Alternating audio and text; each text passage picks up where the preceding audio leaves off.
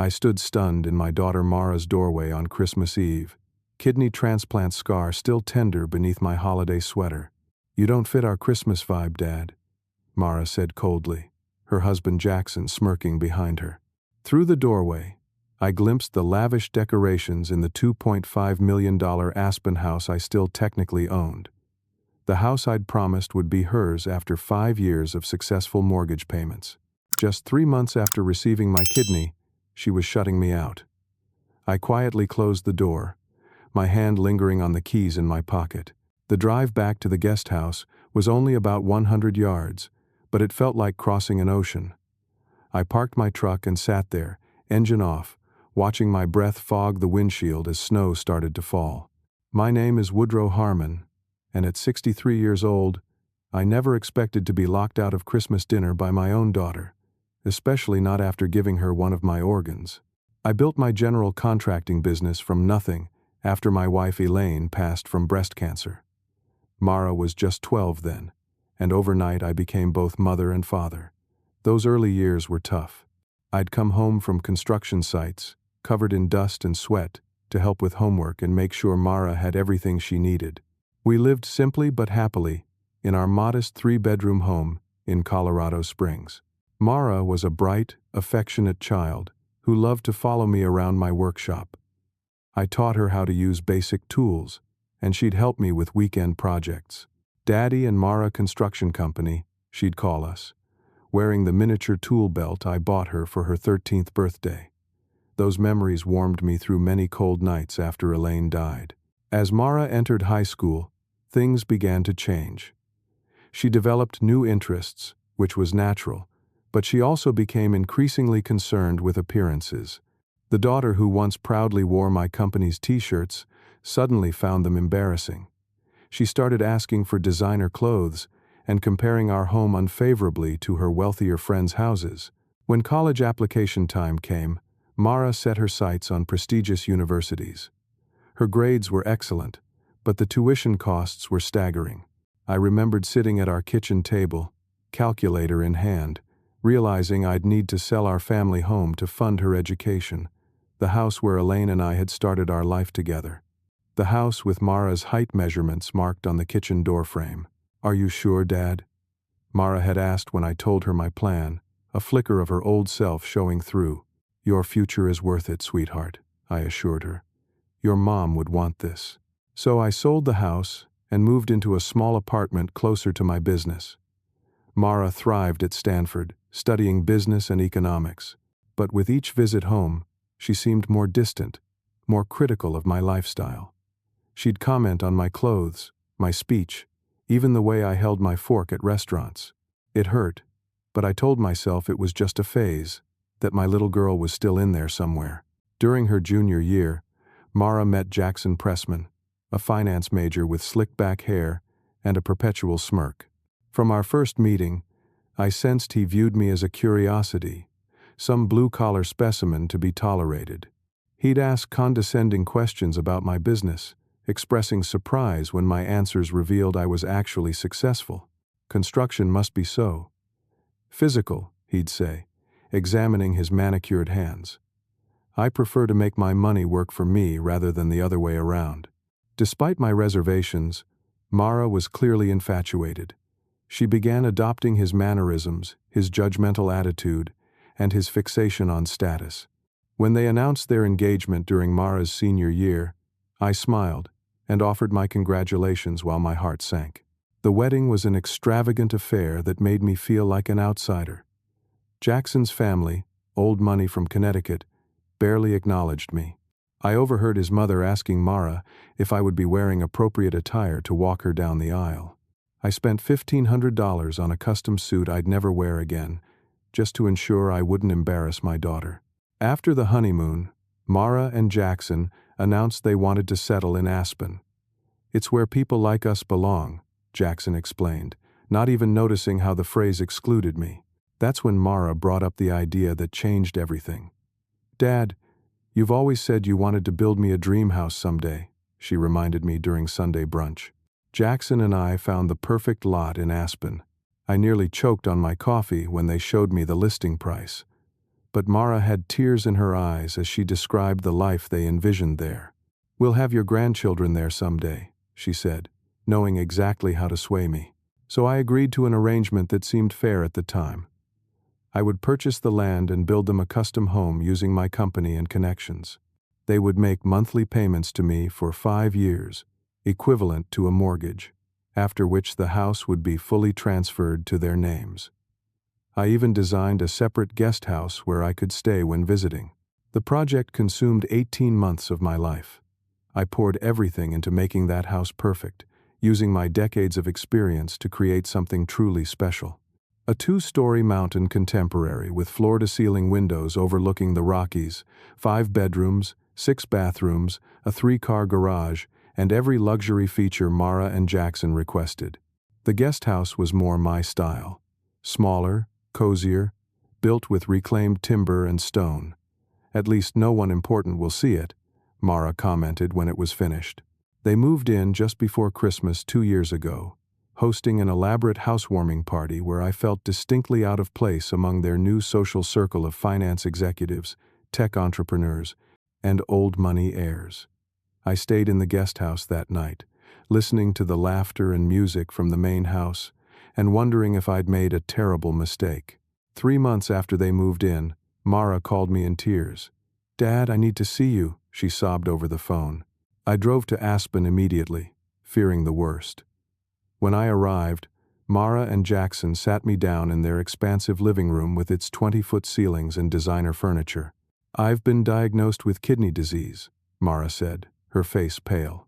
"It's progressing rapidly. The doctors say I'll need a transplant within 6 months." My world stopped. My little girl, my only child, was facing a life-threatening illness. Everything else, the house, the money, the social climbing, suddenly seemed trivial. "What can I do?" I asked, already knowing my answer. "Would you be tested as a donor?" Mara asked, her eyes downcast. "Jackson isn't compatible." Jackson shifted uncomfortably. "The wait list could be years," he explained, "and Mara's condition is deteriorating quickly." I reached for my daughter's hand. "Of course I'll get tested. You don't even need to ask." For that moment, I felt like I had my daughter back.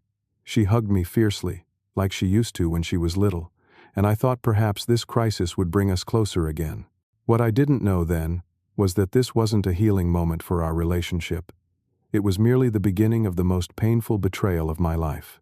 The testing process was more intensive than I'd imagined. As a 63-year-old potential donor, the doctors had serious concerns. I underwent countless blood tests, scans, psychological evaluations, and consultations. During one appointment, the transplant surgeon, Dr. Carter, pulled me aside. "Mr. Harmon, I need to be completely honest with you," she said, her expression grave. "Kidney donation is major surgery with significant risks for someone your age. Recovery will be painful and lengthy. Are you certain you want to proceed?" "She's my daughter," I replied simply. "I'd give her both kidneys if I could." Dr. Carter nodded. "Your compatibility is remarkably good, almost perfect. But there's something else you should know. The psychiatric evaluation noted your daughter seems unusually detached about your sacrifice. Some recipients feel guilty accepting such a gift, but she shows none of those concerns." I brushed this off, defending Mara. "She's probably just putting on a brave face. She never liked showing vulnerability." When the approval finally came through, surgery was scheduled for the following week. I put my business on hold, arranging for my foreman to handle ongoing projects. The night before the procedure, I stayed at a hotel near the hospital rather than at Mara's house, as Jackson had explained they were too stressed to host. I remember waking up at 5 in the morning on surgery day. As I showered, I looked at my reflection in the mirror. The gray hair, the weathered face from decades working outdoors, the body that had served me well for 63 years. I said a silent prayer, not just for a successful operation, but for a second chance with my daughter. The surgery itself remains a blur in my memory. The anesthesia, the cold operating room, the surgical team's efficient movements. What I do remember vividly is the pain afterward. It was unlike anything I'd experienced, even after construction accidents in my younger days, a deep, searing agony that medication barely touched. I spent 5 days in the hospital. Mara, in a different room, recovered more quickly than expected. She visited me twice, briefly, before being discharged. Jackson didn't come at all. My foreman, Ted, visited daily, bringing updates from job sites and sitting with me for hours despite my inability to hold much conversation. When I was finally released, the doctor advised several weeks of rest with minimal activity. "You'll need support during your recovery," she emphasized. "Do you have someone who can stay with you?" Before I could answer, Mara, who had come to drive me home, interjected. "He can stay in our guest house. I'll look after him while he recovers." I was touched by the offer and moved into the guest house the next day. The first week seemed promising. Mara brought me meals, checked my medication, and sat with me watching old movies we'd enjoyed when she was younger. Jackson was noticeably absent, but Mara explained he was busy with work. By the second week, however, things changed. Mara's visits became less frequent, the meals more haphazard. I was still in considerable pain and moving slowly, but I began taking care of myself, not wanting to be a burden. One evening, unable to sleep due to discomfort, I hobbled to the main house to get some ice for my incision site. As I approached the kitchen, I heard Mara and Jackson talking in the living room. I paused, not intending to eavesdrop until I heard my name. "We can't keep Woodrow here much longer," Jackson was saying. "The Blakemores are coming for dinner next week, and you know how important Robert's connections are for my promotion." "What am I supposed to do?" Mara responded. "He just gave me a kidney, and that's admirable," Jackson said, his tone suggesting otherwise. "But you've repaid him with excellent medical care. Besides, he's becoming an embarrassment. Did you see how he greeted the landscaper today? Acting like they were equals, sharing stories about mulch of all things." I stood frozen, the pain in my side forgotten. "I know," Mara sighed. "Dad just doesn't understand people in our position have an image to maintain. He keeps suggesting we invite his construction friends over for a barbecue. Can you imagine Ted and those guys with their beer koozies meeting the Aspen Community Foundation board?" They laughed together, and each chuckle felt like a knife twisting in my gut. "Once he's more mobile, we need to encourage him to return to his apartment," Jackson continued. "We can visit occasionally to keep up appearances, but he simply doesn't fit into our world." "You're right," Mara agreed. "It's not like he's helpless. He's recovering well enough." I retreated silently to the guest house without the ice, my surgical incision throbbing less painfully than my heart. That night, I stared at the ceiling for hours, replaying their words and wondering how my daughter had become so unrecognizable to me. The next morning, I told Mara I was feeling much better and suggested I might return to my apartment the following week. The relief that washed over her face confirmed everything I'd heard the night before. "Are you sure, Dad? We don't mind having you," she said, but her eyes betrayed her. "I'm sure," I replied. "I need to check on my business anyway." She hugged me lightly, careful of my incision. "You're the best, Dad. I'm so grateful for everything." I wanted to believe her gratitude was genuine, but the conversation I'd overheard made that impossible. Still, I told myself that perhaps once I was gone, she'd appreciate what I'd done for her. Maybe distance would give her perspective. I returned to my apartment but continued to recover slower than expected. The doctor explained that at my age, healing took longer. Simple tasks exhausted me, and I couldn't return to active work on construction sites yet. My business was suffering without my direct involvement, and the financial strain began to mount. When Mara called to invite me to Sunday dinner 3 weeks after my departure from the guest house, I eagerly accepted, hoping for reconciliation. I arrived with flowers and a bottle of wine, making a special effort with my appearance. Dinner was pleasant enough on the surface, but I noticed how Mara and Jackson exchanged glances whenever I spoke. When I mentioned missing working with my hands, Jackson launched into a lecture about investment strategies that would free me from manual labor. When I shared a funny story about a plumbing disaster at a job site, Mara quickly changed the subject.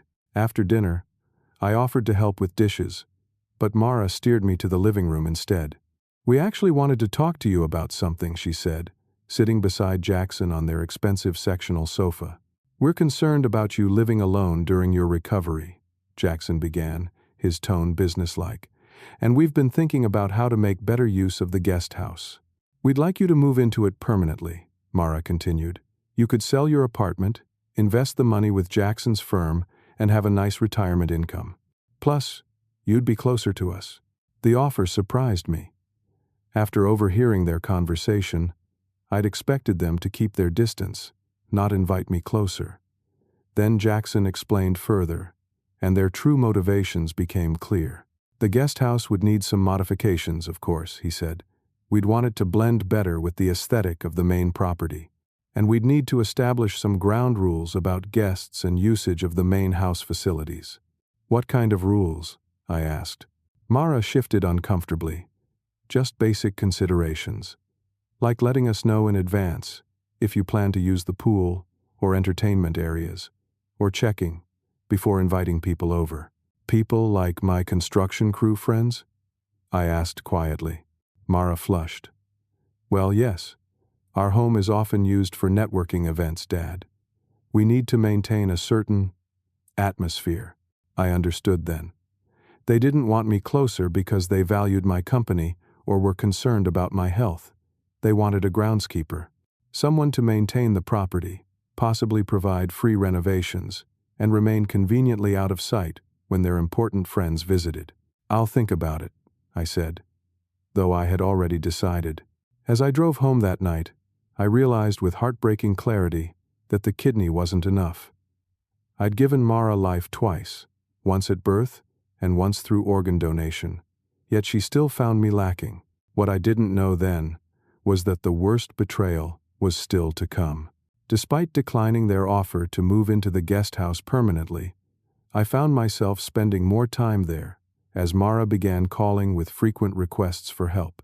The irrigation system needed adjusting. A door was sticking.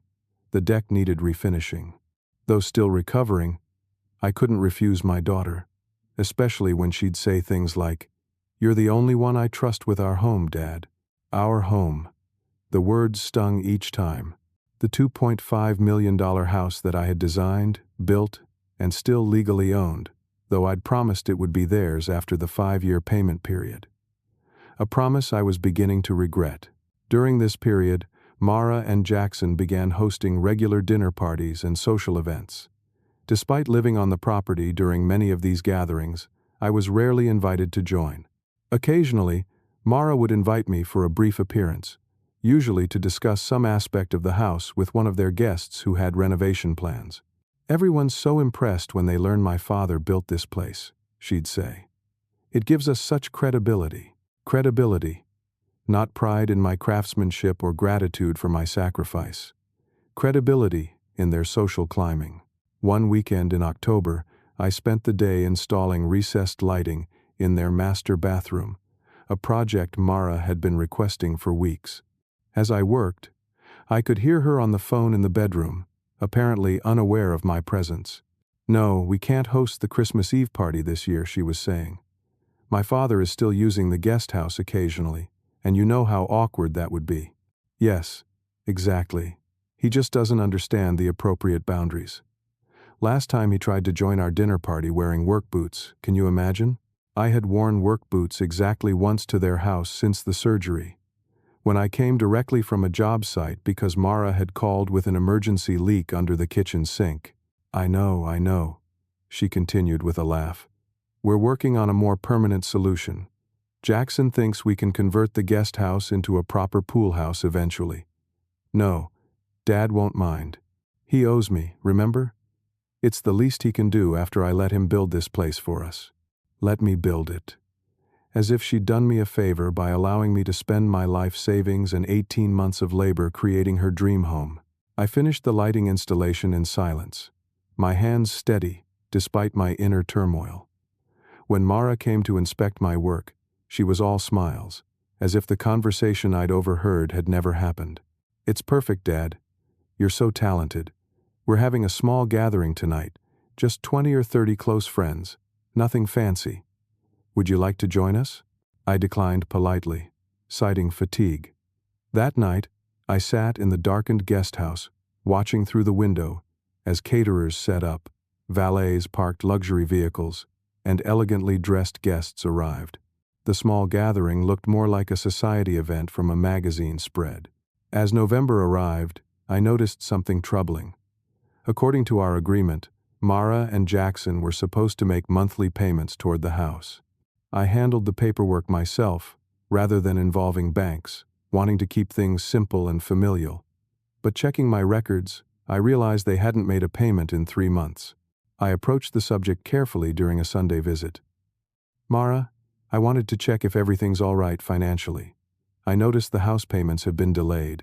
Mara and Jackson exchanged glances. Things have been a little tight lately, Jackson admitted. The market's been unpredictable, and some investments haven't performed as expected. We meant to talk to you about it, Mara added quickly. We were hoping you might consider a temporary pause in payments, just until after the holidays. I nodded, concerned but understanding. Of course. Family comes first. Is there anything I can help with? We're fine, Jackson said firmly. Just a cash flow issue. Nothing to worry about. I might have believed them, if not for what happened the following week. While fixing a broken hinge on their garage cabinet, I accidentally knocked over a shopping bag. Luxury items spilled out. A shoebox containing $1,000 designer shoes, high-end makeup still in bags, receipts for jewelry. The total value of what fell out easily covered 3 months of house payments. Still, I said nothing, gathering the items and replacing them carefully. Perhaps there was an explanation. Perhaps these were necessary expenses for Jackson's business image or special occasions I wasn't aware of. Then came the Christmas decorations incident. I'd always loved Christmas, and since Elaine died, I'd honored her memory by maintaining our tradition of tasteful but festive decorations. I spent a weekend adorning the guest house with lights, a small tree, and the ornaments Mara had made as a child, which I'd carefully preserved. When Mara saw my decorations, she frowned. Dad, we're going for a specific aesthetic this year.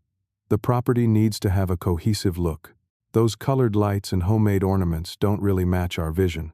These are the decorations your mother and I put up every year, I explained. Some of these ornaments you made when you were little. I understand they have sentimental value, she said impatiently, but they're visible from the main house and the road. Our designer has created a winter wonderland concept with white and silver themes. Could you please use these instead? She handed me a bag containing sterile-looking white lights and generic silver baubles. That evening, I sat alone holding the construction paper Angel Mara had made in 2nd grade, now deemed too tacky for public view. I remembered how proud she'd been, how Elaine had declared it the most beautiful tree topper she'd ever seen.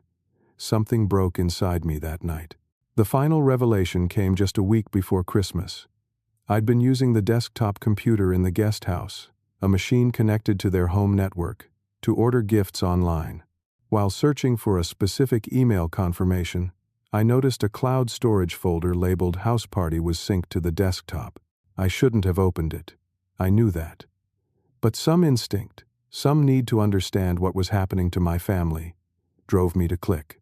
Inside were dozens of planning documents for their upcoming Christmas Eve party. Guest lists, catering orders, decoration schemes, and an email thread that destroyed any remaining illusions I had about my place in my daughter's life. This year's event will be our best yet, Mara had written to their friends. Finally, no need to worry about Dad embarrassing us. We've arranged for him to attend his construction company's party that night instead. Jackson and I are so excited to host all of you in a truly sophisticated evening, finally free from my father's blue-collar embarrassment. Attached was a formal invitation, listing the party as the Pressman's annual Christmas gala, no mention that I owned the house, built it with my own hands, or gave my kidney to make sure Mara would be alive to host it. As I continued exploring the synced folders, I found something else. Medical records Mara had scanned and stored.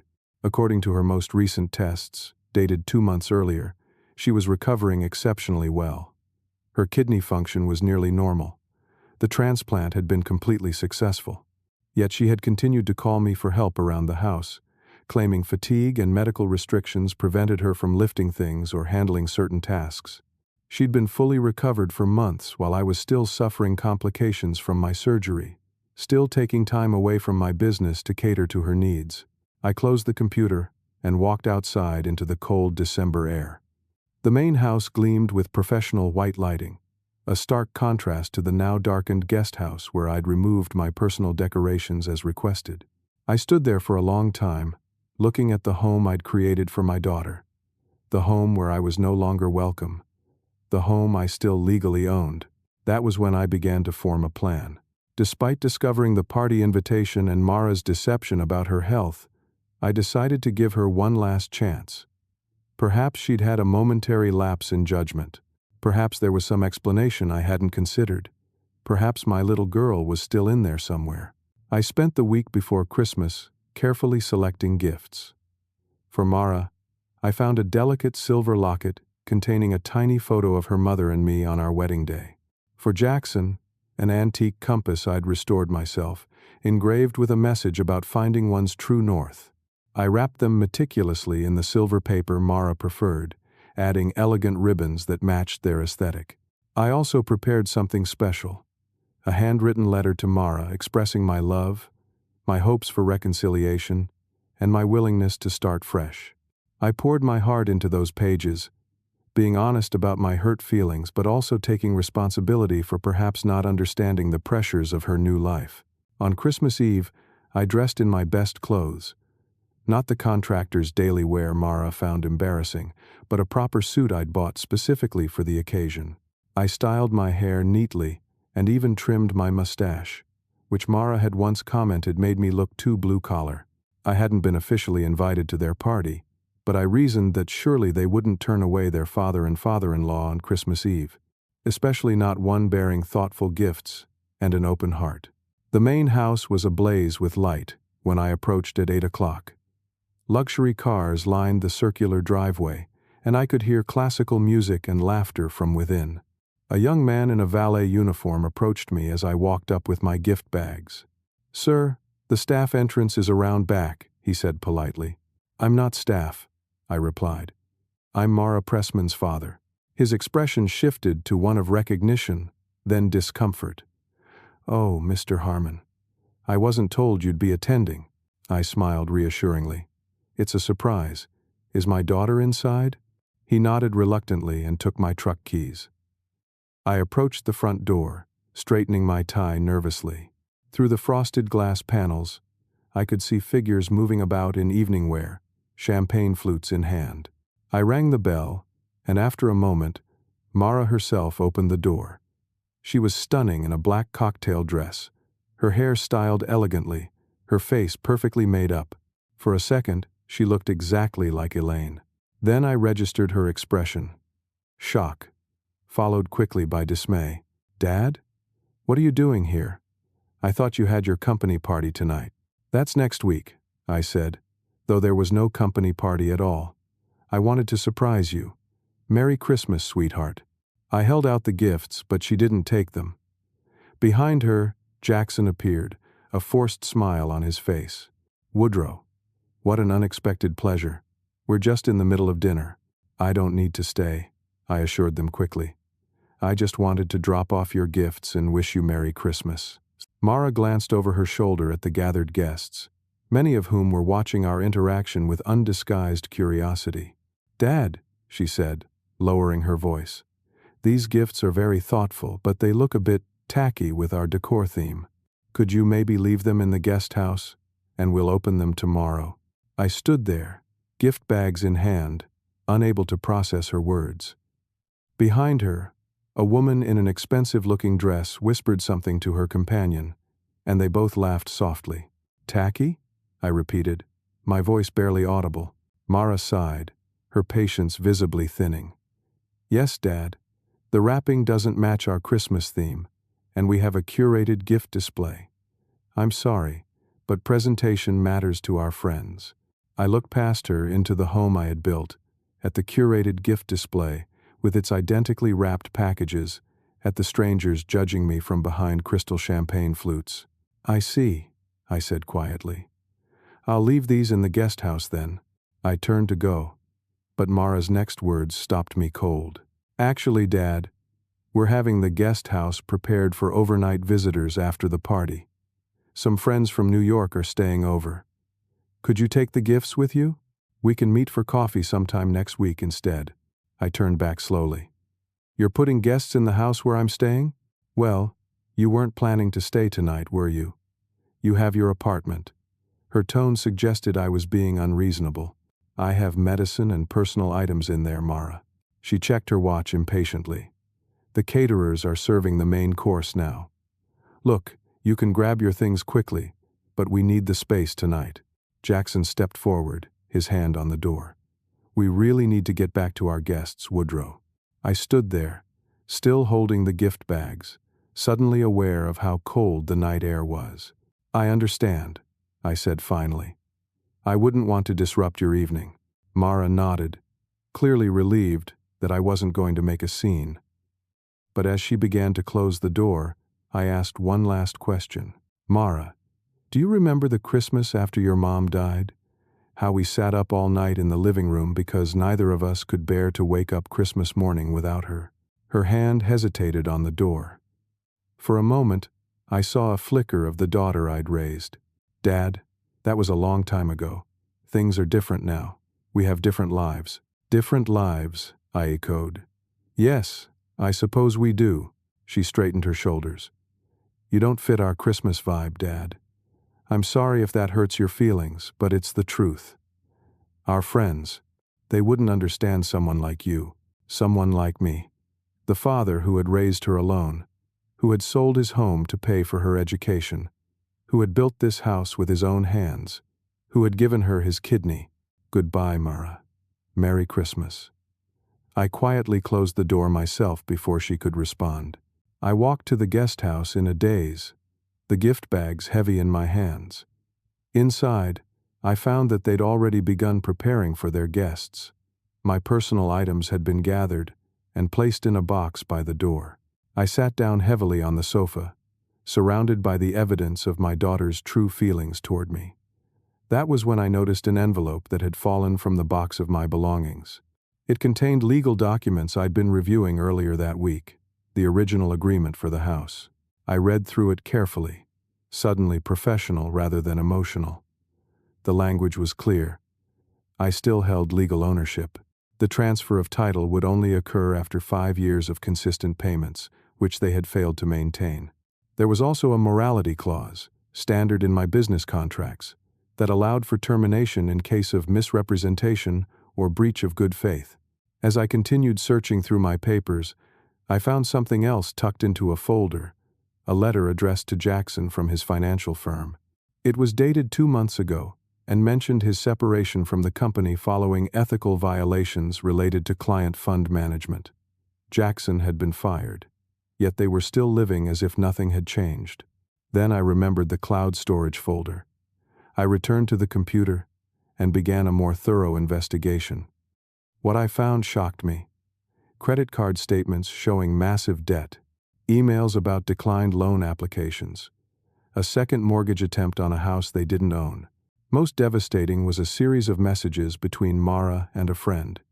"Dad has no idea I've been fully recovered for months. The doctors say I'm fine, but as long as he thinks I'm still fragile, he keeps fixing things around the house for free. It's saving us thousands, and honestly, he seems to enjoy feeling needed." And later, "Jackson thinks Dad might be willing to forgive the missed payments if I play up the health angle. After all, he gave me a kidney. He's not going to let his sick daughter lose her home, right?" The final message was from just 3 days ago. "Once we get through the holidays, Jackson thinks we should suggest Dad sign over the house early as a tax strategy. He's not sophisticated enough to question it." I sat back, physically ill from what I'd discovered. The daughter I'd sacrificed everything for had been manipulating me, using my love and my kidney to secure financial advantage. The realization was like a physical blow, but as the initial shock faded, something else took its place. Not just anger, but clarity. For the first time in years, I saw my relationship with Mara exactly as it was, not as I wished it to be. I gathered my personal items and the legal documents. Before leaving, I took one last look around the guest house I had built with such hope. Then I walked out, locking the door behind me. In my truck, I could still hear the music and laughter from the main house as I drove away. The gift bags sat on the passenger seat, symbols of a relationship that existed only in my mind. As I drove back to my apartment, a strange calm settled over me. I knew exactly what I needed to do next. I didn't sleep that night. Instead, I pulled out files, made calls, and began to formulate a plan that would protect both my financial interests and my dignity. By morning, I had the outline of a strategy, but I needed professional advice.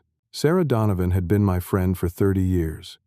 We'd met when I built her first law office, and she'd handled my legal matters ever since. I called her at 7 a.m. on Christmas morning. "Woodrow, is everything all right?" she answered, concerned by the early holiday call. "I need your help, Sarah, professionally. Can I come by your house today?" 2 hours later, I sat in Sarah's living room, surrounded by Christmas decorations and the sounds of her grandchildren playing in the next room. I laid out the entire situation: the house arrangement, the missed payments, the kidney donation, and Mara's deception. Sarah listened without interruption, taking occasional notes. When I finished, she removed her reading glasses and sighed. "First, I'm so sorry, Woodrow. What Mara and Jackson have done is unconscionable, both legally and morally." "What are my options?" I asked. "Based on the documentation you've brought, you're in a very strong position. You still own the property outright. They've breached the payment agreement. The morality clause gives you additional grounds for termination based on their deception. So, I can take back the house?" "You can do more than that," Sarah said. "Given the circumstances, including the organ donation and their deliberate manipulation, we could potentially pursue additional damages. However," she added, noting my expression, "I sense that's not what you want." "No," I agreed. "I don't want to punish Mara. I just want justice. And to stop being taken advantage of." Sarah nodded. "Then let's focus on cleanly severing the arrangement and reclaiming your property. I suggest we move quickly, before they can attempt any countermeasures." Over the next 2 days, Sarah and I prepared the necessary legal documents. I also met with my financial advisor, Brian Coleman, who helped me assess my financial situation. "The good news," Brian told me, "is that the property has appreciated significantly since you built it. Aspen real estate is booming. If you decided to sell, you'd make a substantial profit. And if I kept it, the ongoing costs would be significant. Property taxes alone in that area are steep, plus maintenance for a house that size." I nodded, understanding the implications. "What about Mara and Jackson's financial situation? Is there any way to check that?" Brian hesitated. "Normally, I wouldn't have access to that information. However," he pulled out a folder. "Jackson approached me about investment opportunities a few months ago. As part of my due diligence, I ran some basic checks. What I found concerned me enough that I declined to work with him. The documents Brian showed me confirmed what I'd suspected. Jackson and Mara were deeply in debt despite their lavish lifestyle. Credit cards maxed out, personal loans with high interest rates, no substantial savings or investments. Jackson told me he was still with Prestige Capital," I said, referring to his financial firm. Brian shook his head. "He was let go nearly 6 months ago. There were rumors of ethical violations, nothing that led to charges, but enough to make him unhireable in reputable firms. This explained the missed house payments, the expensive shopping despite claimed financial troubles, and their desperation to secure ownership of the house. It was likely their only remaining asset of value. With this information, I refined my plan further. I contacted Philip Anderson, a longtime client who had recently mentioned looking for property in Aspen. "Phil, remember that conversation about mountain properties? Are you still interested?" "Absolutely," he confirmed. "My wife and I are serious about finding a place before next ski season." I might have something perfect for you. Discreetly, of course. Over the next few days, while Mara and Jackson recovered from their Christmas festivities, I showed Phil and his wife the property during a time I knew my daughter and son-in-law would be out. As the builder, I knew every detail of the house intimately, and could highlight features even the current occupants might not appreciate. Phil was immediately interested. "This is exactly what we've been looking for. The craftsmanship is exceptional. I built it myself," I explained. Every detail was carefully considered. "When could it be available?" "Very soon," I assured him. "There are current occupants, but the situation is changing." With Phil's serious interest established, I moved to the next phase of my plan. I arranged a meeting with the bank holding the mortgage on my apartment. "I'd like to pay off the remaining balance," I told the loan officer, "and I'm considering purchasing a new primary residence." With my financial affairs in order, I began quietly removing my tools and personal belongings from the guest house when Mara and Jackson weren't home. I documented every improvement I'd made to the property since they moved in, work that would have cost tens of thousands of dollars if they'd hired contractors. Throughout this process, I maintained normal relations with Mara. She called once to apologize for Christmas Eve.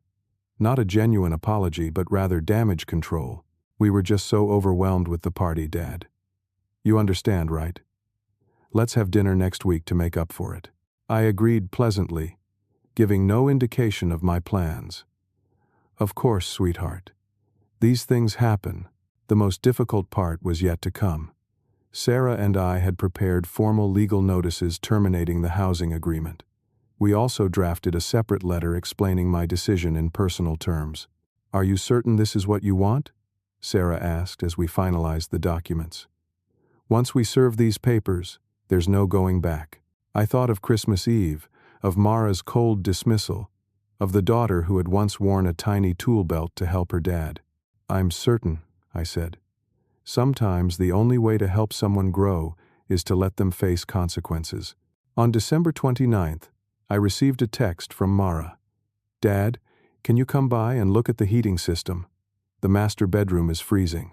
"Perfect timing," I replied. "I'll be there this afternoon."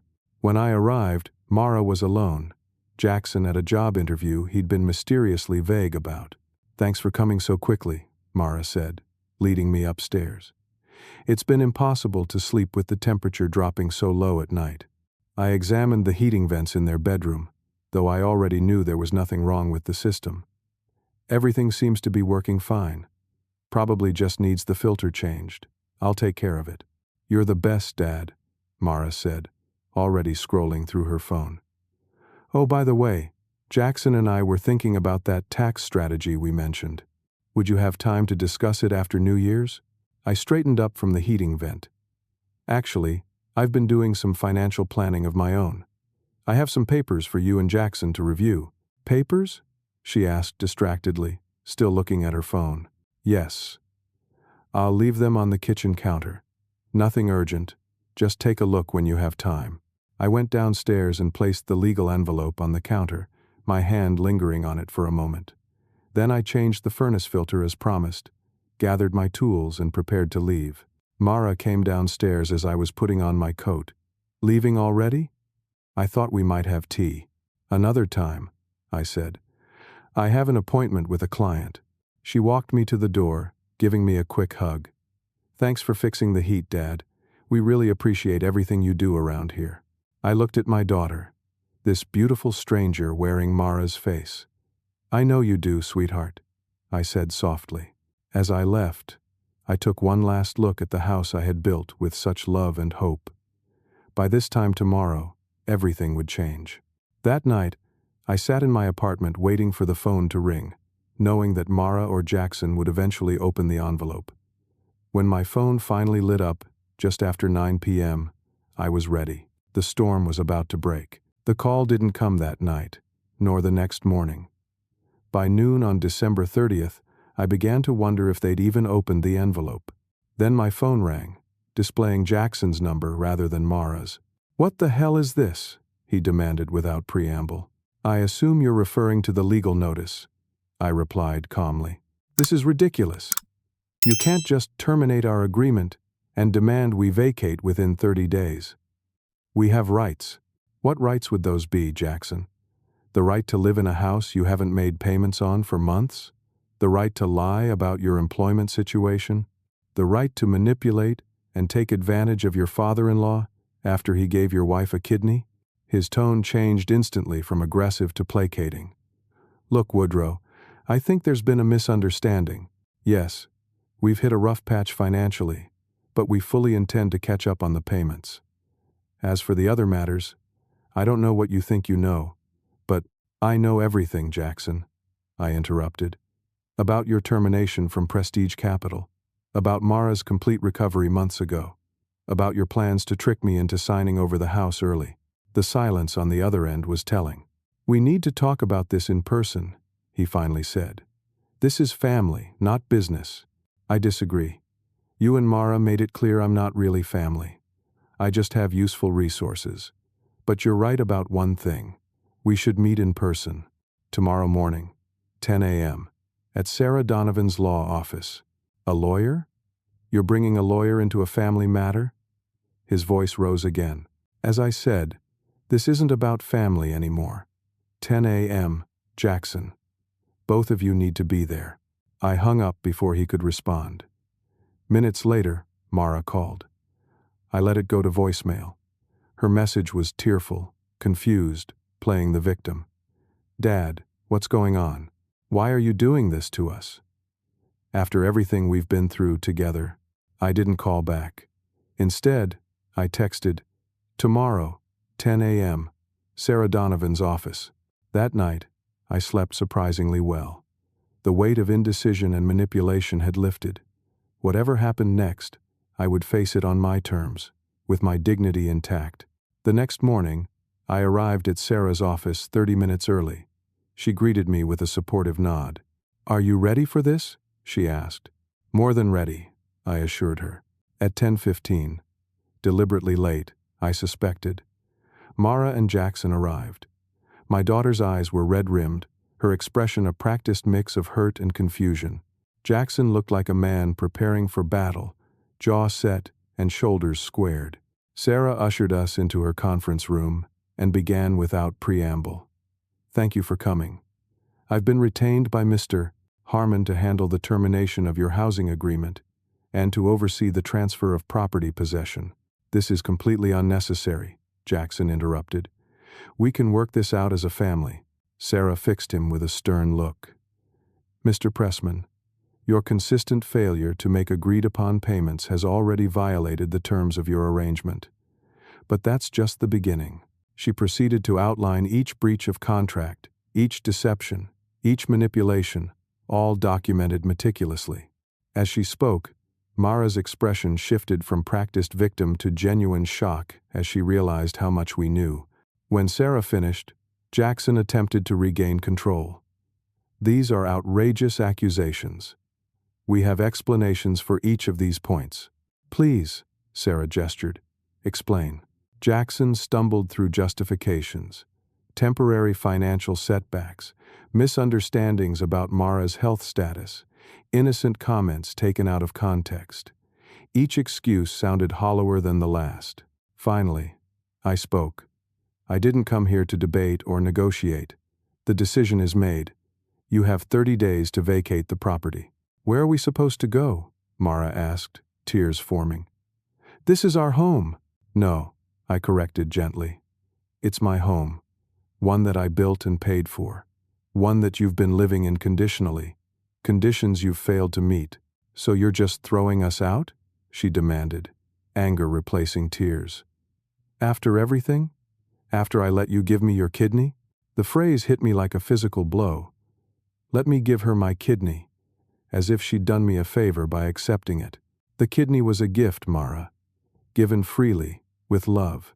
But it doesn't entitle you to everything else I have. Jackson leaned forward. What if we catch up on the payments? We can figure something out. That might have been possible before Christmas Eve, I said. Before I found out you've been lying about your job. Before I discovered Mara's been manipulating me with her health. Before you both made it abundantly clear that I don't fit your vibe. Mara flinched at her own words thrown back at her. There's something else you should know, I continued. I've already accepted an offer on the house. You what? Jackson's face went pale. The new owners take possession in 30 days. The sale is already in process. You can't do this, Mara whispered. We have nowhere to go. You have options, I replied. You can use your remaining savings to rent an apartment. You can reach out to Jackson's family for help. You can downsize your lifestyle to match your actual income. This is insane, Jackson said, desperation entering his voice. I've lost my job, okay? I admit it.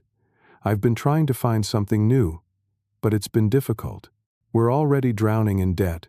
If you do this, you'll destroy us financially. Your financial problems began long before this meeting, I pointed out. You've been living beyond your means, lying to maintain appearances, and using me to fill the gaps. That ends today. Mara stood suddenly, her chair scraping back. I can't believe you're doing this. I'm your daughter, your only child. Yes, you are, I agreed sadly, which is why this is so painful. But being my daughter doesn't mean you can treat me with contempt and still expect my support. We'll fight this, Jackson declared. We'll get our own lawyer. Sarah slid a document across the table. You're welcome to try. But this is the original agreement, signed by both of you. The terms are quite clear regarding breach of payment and the morality clause. You'd be wasting money you don't have on a case you can't win. Jackson grabbed the paper, scanning it frantically for loopholes. Mara had fallen silent, a different expression crossing her face. Calculation, replacing outrage. Then she played her final card. Dad, she said quietly, her hand moving to rest on her stomach. There's something you should know. I'm pregnant. The room went still. I studied my daughter's face, looking for truth. When did you find out? I asked. A few weeks ago, she claimed. We were waiting for the right moment to tell you. We wanted it to be special. I nodded slowly, then reached into my briefcase and withdrew a folder. I placed it on the table and opened it to reveal screenshots from her cloud account. Your obstetrician appointment, I said, pointing to a calendar entry, scheduled for January 15th. Your first appointment, according to this email confirmation. So either you're lying about being pregnant, or you're lying about when you found out. Which is it, Mara? Her face crumpled, the manipulation exposed. Jackson looked at her in genuine surprise. Apparently this tactic hadn't been coordinated between them. It doesn't matter anyway, I continued gently. If you are pregnant, my grandchild will never want for anything. But that support doesn't extend to funding your lifestyle or tolerating disrespect. I stood, gathering my papers. The terms remain unchanged. 30 days. Sarah will handle any further communications. As I headed for the door, Mara called after me. Dad, please, where are we supposed to go? What are we supposed to do? I turned back one last time. You're both intelligent, educated adults. Figure it out. That's what people like me have to do every day. Walking out of that office was one of the hardest and most liberating moments of my life. Behind me, I could hear Jackson beginning to argue with Sarah, while Mara dissolved into tears. I stepped into the bright winter morning, breathing deeply. For the first time in years, I felt unburdened, not happy. The situation was too painful for happiness, but free from manipulation, free from one-sided obligation, free from the desperate need for approval from people who saw me only as a resource. The next 30 days would be difficult, but necessary.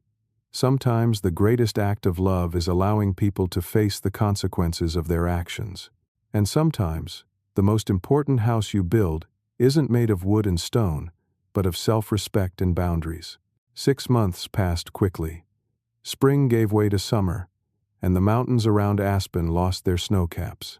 I settled into a new routine and a new home, a modest 3-bedroom ranch house I'd purchased on the outskirts of town. Not fancy, but comfortable and entirely mine. The sale of the Aspen house had gone through smoothly. Phil and his wife were thrilled with their new vacation property, and the profit gave me financial security I hadn't known in years.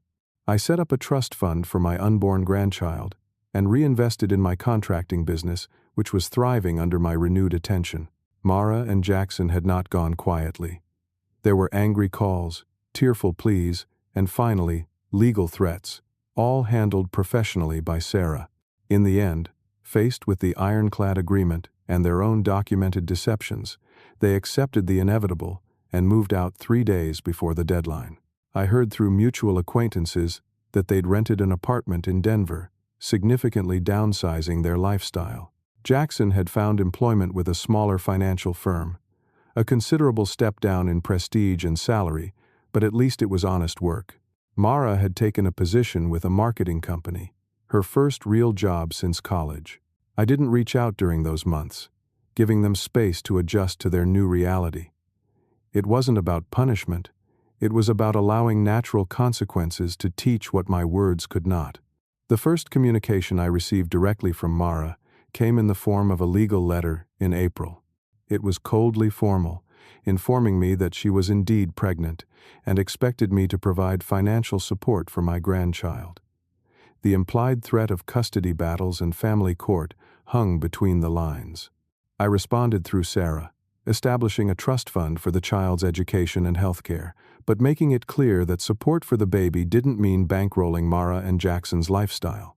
The letter ended with an olive branch, an offer to meet and discuss coexisting peacefully for the sake of my grandchild. 3 weeks passed, with no response. Then, on a warm day in May, my doorbell rang.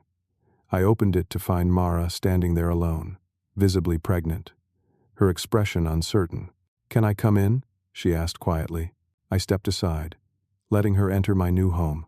She looked around, taking in the simple, comfortable furnishings, the workshop I'd set up in the converted garage, the photographs of our family from happier times displayed prominently on the walls.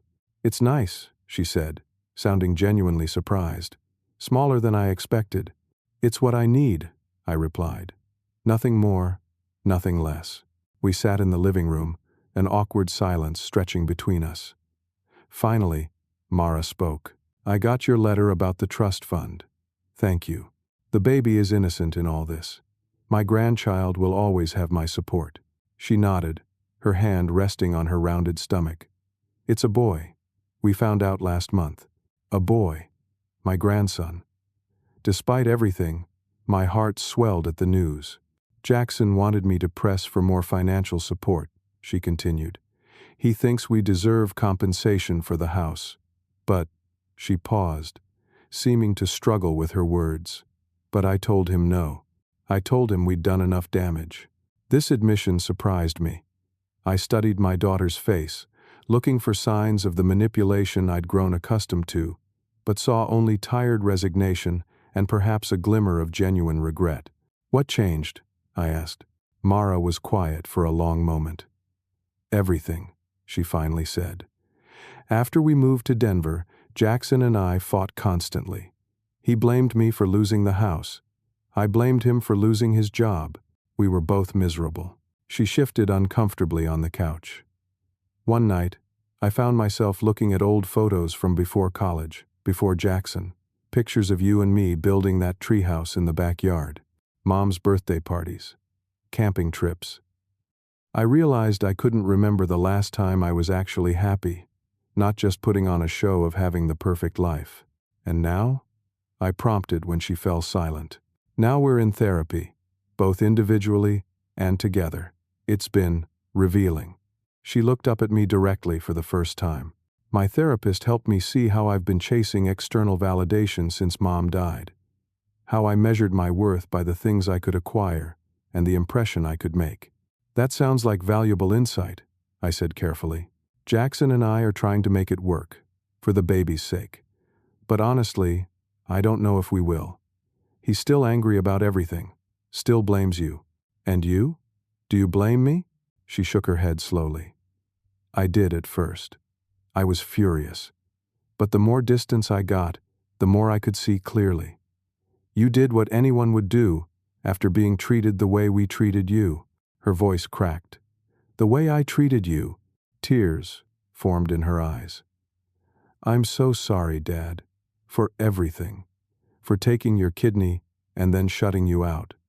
For the horrible things I said, for trying to manipulate you, for forgetting who I am and where I came from. I'd imagined this moment many times over the past months. Mara, apologizing, seeking reconciliation.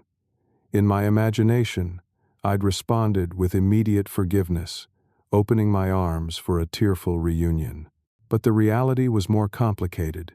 The hurt was still raw, the trust still broken. I appreciate your apology, I said carefully. But rebuilding our relationship will take time, and consistent actions, not just words. She nodded, wiping her tears. I understand. I don't expect you to forgive me right away. I want my son to know his grandfather, and I want to try to be the daughter you deserve, even if it takes a long time. We talked for another hour, establishing cautious boundaries for moving forward. Supervised visits after the baby was born. Family therapy sessions. Small, gradual steps toward rebuilding trust. As Mara prepared to leave, she paused at the door. I almost forgot. I brought something for you. She reached into her purse and pulled out a small object, the construction paper angel she had made in second grade, the one I'd been told to remove from my Christmas decorations. I saved it when we were packing, she said, placing it in my hand.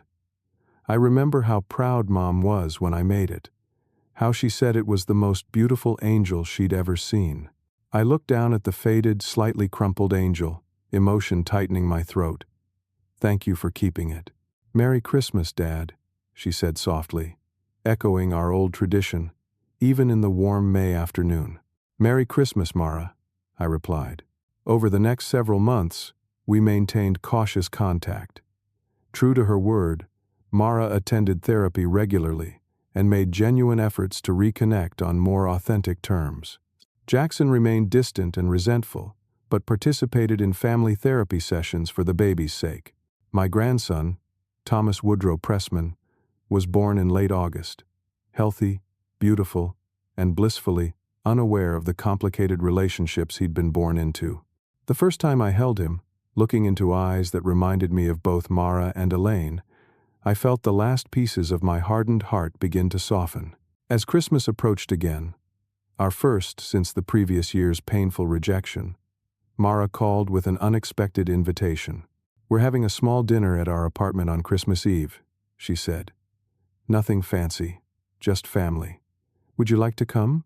The contrast with last year's "you don't fit our Christmas" vibe couldn't have been more stark. I'd like that, I replied. When I arrived at their apartment on Christmas Eve, I was struck by how different everything was from the previous year's extravaganza. The space was modest but comfortable, decorated with a mix of new items and some of the homemade ornaments I recognized from Mara's childhood. No professional catering, no valet parking, no crowd of superficial friends. Just Mara, Jackson, baby Thomas, and now me. Dinner was simple but delicious. A home-cooked meal Mara had prepared herself.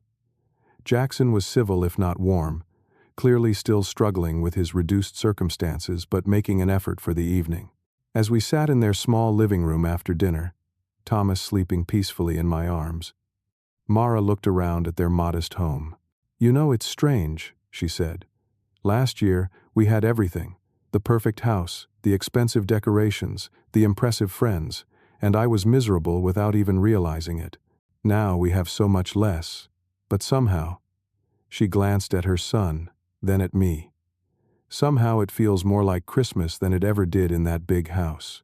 The trappings were never what made Christmas special, I said gently. Your mother understood that.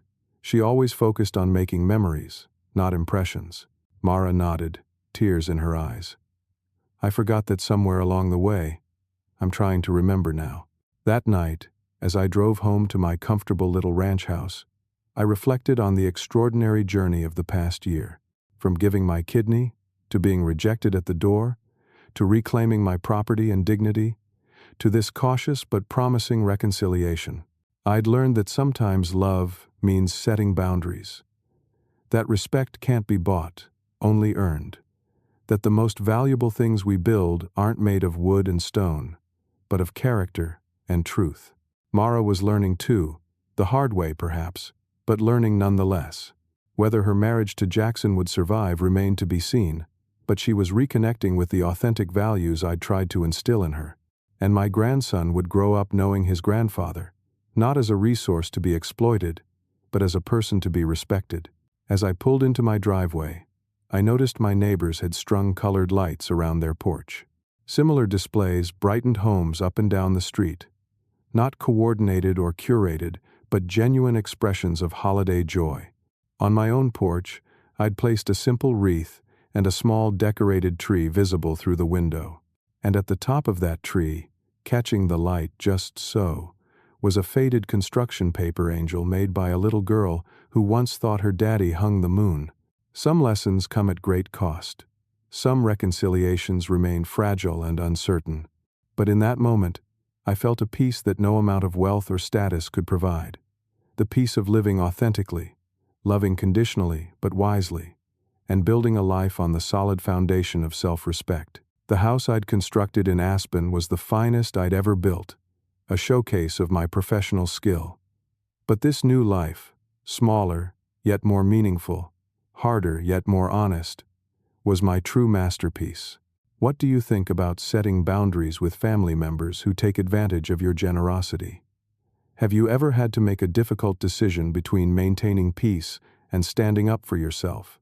I'd love to hear your thoughts in the comments below.